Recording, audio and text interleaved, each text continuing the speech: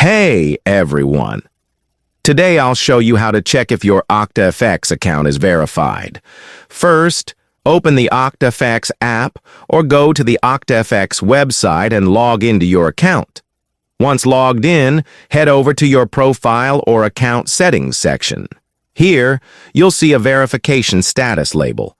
If your account is verified, it will show a green check mark or the word verified next to your profile details. If it says not verified or asks you to submit documents, you'll need to upload a valid ID and a proof of address, like a utility bill or bank statement. After submitting, verification usually takes 24 to 48 hours. You'll get a notification via email or in the app once your account is fully verified. And that's it.